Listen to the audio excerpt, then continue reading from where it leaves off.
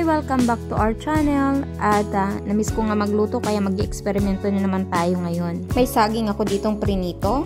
Nakahanda na rin yung ating panggisa. Meron din ako ditong tokwa. At yung halo-halong gulay na nabibili lang sa supermarket at dinagdagan ko na lang siya ng cabbage. Simulan na nga natin yung paggisa. Inuna natin syempre yung bawang. At nung medyo luto-luto na yung bawang, tangangamoy na, sinunod na natin yung sibuyas. At antayin natin din yan maluto. At yan, nagdagdag pala ako dyan ng konting butter para medyo naman mas malasa-lasa. At sinunod ko yung kamatis sa pag-igisa. Tapos i-add na natin yung halo-halong gulay.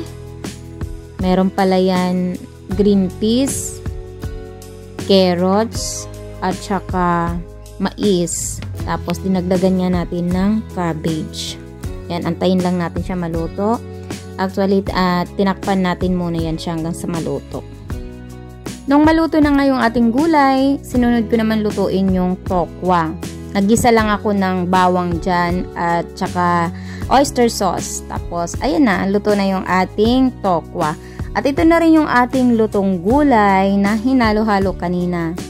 Tapos, yung ating prinitong saging. Para kakaiba naman yung ating pagkain for today's video. At ito na nga yung ating lahat na niluto. Syempre, hindi mawawala yung ating rice. Which one you gonna taste first?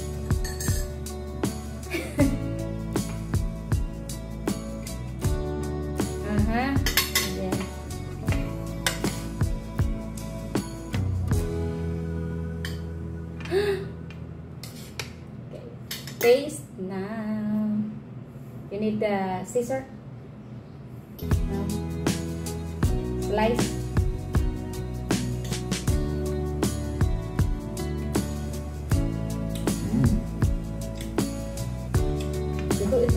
Masarap.